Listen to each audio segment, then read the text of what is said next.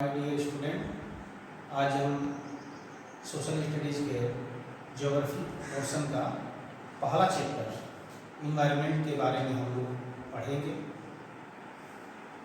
Environment क्या है इसको पहले हम लोग जान लें। इन्वायरमेंट का हिंदी शब्द होता है पर्यावरण, अर्थात परिधन आवरण।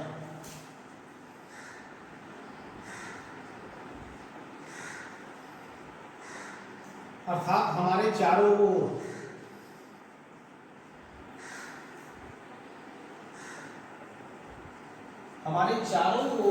जो भी वस्तुएं, living things, non living things, जितनी भी चीजें पाई जाती हैं वो हमारे पर्यावरण के अंतर्गत आती हैं।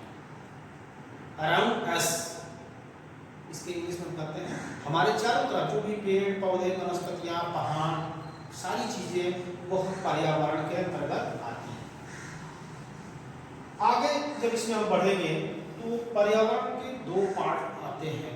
पहला है एबायोटिक अर्थात भौतिक पर्यावरण, और दूसरा है बायोटिक अर्थात जैव पर्यावरण।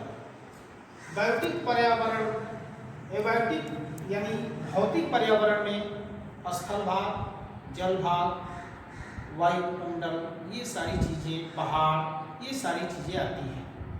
जबकि जैव पर्यावरण में जितने भी जीव जंतु, पेड़ पौधे, वनस्पतियां हैं, ये सारी चीजें आती हैं। एक बार और आपको हम क्लियर कर दें, एबायोटिक में स्थल भाग, जल भाग, और इसमें स्थल भाग,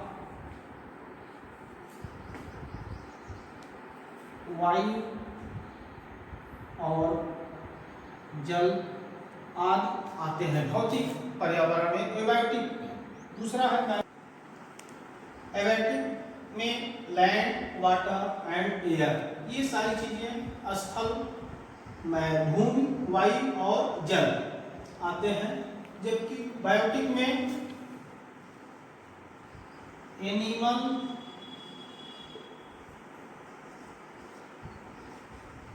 प्लांट्स और इंसेक्ट्स आते हैं। बायोटिक में एनिमल्स, प्लांट्स एंड इंसेक्ट्स, जो भी कीड़े मकोड़े, पौधे और ये आपके जीव जंतु हैं, ये सब आते हैं। अब इसमें जब हम आगे बढ़ेंगे तो दो पार्ट्स आ जाते हैं। एक है कि नेचुरल, प्राकृतिक पर्यावरण,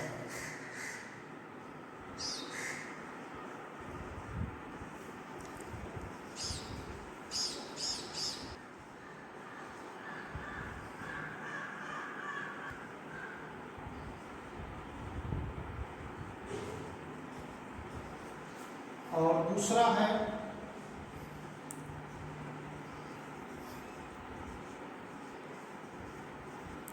मानवीकृत पर्यावरण।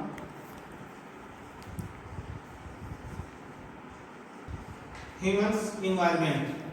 प्राकृतिक पर्यावरण में पेड़ पौधे, वनस्पतियां, जीव जंतु जितने भी हैं, ये सारे के सारे प्राकृतिक पर्यावरण में आ जाते हैं। जबकि मानवीकृत पर्यावरण में building construction, road construction, ETC है, इसमें ये सारी चीजें आ जाती हैं। आगे जब हम बढ़ेंगे तो पर्यावरण में चार पार्ट्स हो जाते हैं, 4 parts in environment. First lithosphere, second atmosphere, third hydrosphere और फोर्थ।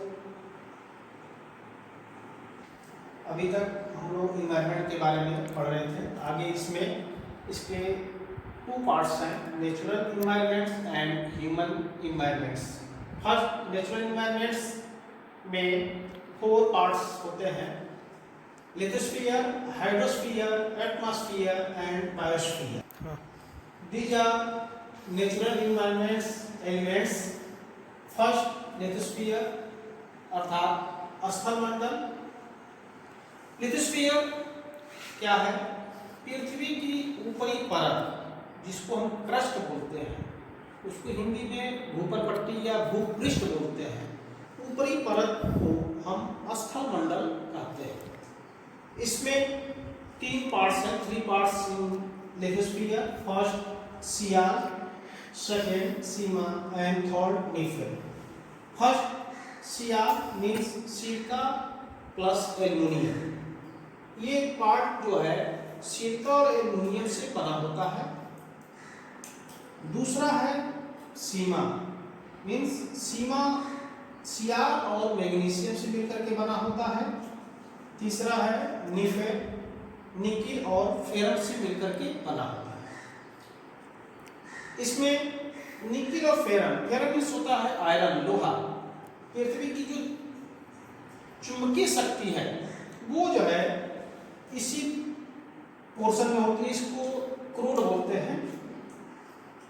निफेर ये हाई टेम्परेचर और हाई प्रेशर के वजह से ये लिक्विड अवस्था में यहाँ पर पदार्थ पाए जाते हैं, material. Second hydrosphere. Lithosphere humans के लिए बहुत ही इम्पोर्टेंट होता है, क्योंकि इसमें जो घास के मैदान होते हैं, फॉरेस्ट होते हैं, ग्रासलैंड होते हैं, प्लांट्स होते हैं, जितनी भी चीज़ें होती हैं ये सब लिथोस्फीयर पर ही पाई जाती हैं। जितने भी हमारे फूड्स हैं, जितने भी वेजिटेबल्स हैं, प्लांट्स हैं, जितनी भी चीज़ें हैं सारी की सारी जो है लिथोस्फीयर पर ही पाई जाती हैं। इस कारण से ये हमारे लिए काफ़ी इम्पोर्टेंट है। Second hydrosphere, जलमंडल। पृथ्वी पर 70% वाटर है, 30% लैंड है। इसमें जलीय जीव जंतु पाए जाते हैं, मछलियां हैं, ये सारी चीज़ें, और मगरमच्छ हैं, व्हेल है, शार्क है, ये सारी चीज़ें जलमंडल में पाई जाती हैं। जलमंडल हमारे लिए बहुत ही महत्वपूर्ण है, क्योंकि जो रेन साइकिल होती है, वर्षा चक्र, वो इसी के वजह से होती है। क्योंकि सूर्य की जब किरणें हाइड्रोस्फीयर जलमंडल पर पड़ती हैं तो वेपराइजेशन की क्रिया होती है, वाष्पीकरण की क्रिया होती है, और वाष्प बन करके वायुमंडल में जाते हैं। ऊपर संघनन की क्रिया होती है, क्योंकि ऊपर जो क्षोमंडल होता है उसमें तापमान कम होता है, तो जो वाष्पीकरण की क्रिया हुई होती है, वाष्प जाते हैं, तो संघनन की क्रिया होती है और वाष्प पानी की बूंदों में परिवर्तित होते हैं, और फिर नेक्स्ट टाइम वही वर्षा के रूप में स्थलभाग पर गिरते हैं। स्थलभाग से पुनः जो है ये पानी नदियों के थ्रू समुद्रों में जाता है, सी में जाता है,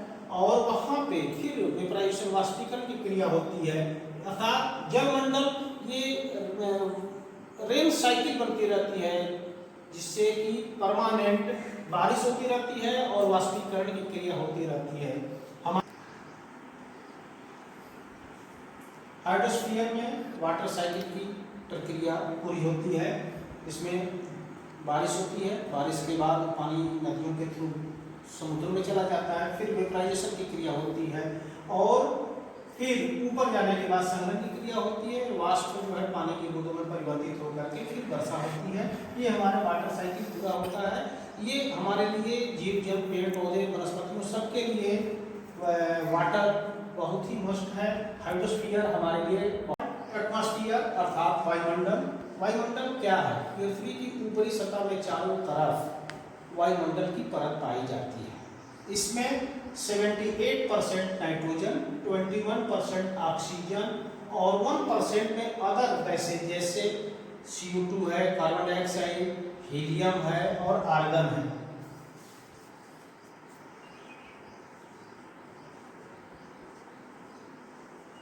ये सारी गैसें पाई जाती हैं।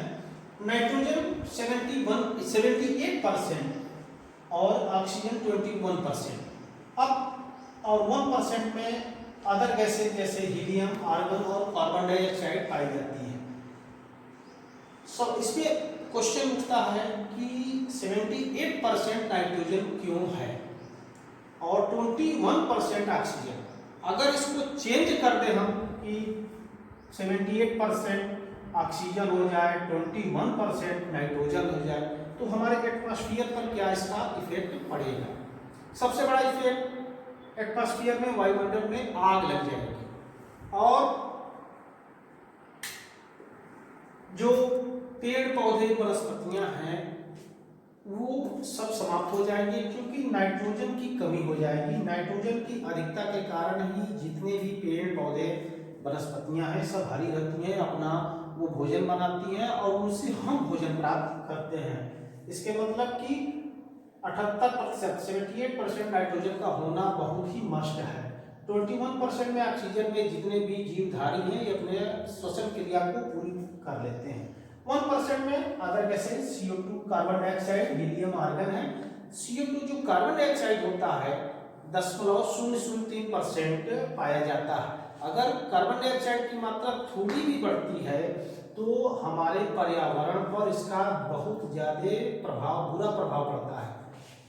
गर्मी बढ़ जाएगी, ग्लोबल वार्मिंग की कंडीशन बहुत खराब हो जाएगी, जिससे ग्लेशियर पिघलने लगेंगे। तो ये हो गया हमारा एटमॉस्फेयर। फोर्थ है बायोस्फीयर, जलमंडल। जलमंडल जिस तीनों में जितने भी जीव पाए जाते हैं तीनों को मिला करके एक जैव मंडल बनाया जाता है। जैसे कि लिथोस्फीयर पर भी जीव जंतु हैं, हाइड्रोस्फीयर में भी जीव जंतु हैं, एटमॉस्फेयर में भी सूक्ष्म जीव जंतु हैं। इन तीनों को मिला करके एक अलग जैव मंडल बनाया जाता है। यहाँ पर हम एक डायग्राम के माध्यम से समझेंगे, सीखेंगे। ये एक हमारा लिथोस्फीयर है, ये हमारा हाइड्रोस्फीयर है और ये हमारा एटमॉस्फेयर है। इसमें भी जीव जंतु हैं, इसमें भी जीव जंतु हैं और इसमें भी जीव जंतु। तीनों फेयर में, स्थलमंडल में, जलमंडल में, वायुमंडल में जीव जंतु, पेड़ पौधे, वनस्पतियां पाई जाती हैं। वायुमंडल में सूक्ष्म जीव जंतु पाए जाते हैं, जबकि जलमंडल में वनस्पतियां भी पाई जाती हैं, जलीय जीव जंतु भी पाए जाते हैं। और लिथोस्फीयर में तो आप जानते ही हैं कि सारे पेड़ पौधे, वनस्पतियां, ह्यूमंस, एनिमल्स, सारी चीजें इसमें पाई जाती हैं। इन तीनों को मिला करके हमारा एक बायोस्फीयर बनता है, इसको हम बायोस्फीयर कहते हैं। इस बायोस्फीयर में आपका लिथोस्फीयर का भी पार्ट आ गया, हाइड्रोस्फीयर का भी पार्ट आ गया और एटमॉस्फेयर का भी पार्ट आ गया। इन तीनों को मिला करके हम बायोस्फीयर कहते हैं, जैव मंडल जिसमें जीव जंतु होते हैं और ये हमारे लिए काफी महत्वपूर्ण है। चाहे वो पौधे हों, चाहे जीव हों, चाहे जो भी चीजें हैं हमारे लिए बहुत ही महत्वपूर्ण है। ये नेचुरल इन्वायरमेंट है। लास्ट टॉपिक इसमें ह्यूमन इन्वायरमेंट्स आ जाता है। ह्यूमन इन्वायरमेंट्स में हमारे जो बिल्डिंग कंस्ट्रक्शन है, रोड कंस्ट्रक्शन है, चाहे फैक्ट्रियां हैं, जितने भी प्रोडक्शन से संबंधित जो भी चीजें आती हैं वो ह्यूमन इन्वायरमेंट्स में आ जाते हैं। इसमें कल्चरल और सोशल इन्वायरमेंट्स दोनों शामिल होते हैं, जैसे फैमिली, स्कूल, ये सारी चीजें हमारे ह्यूमन इन्वायरमेंट में आते हैं।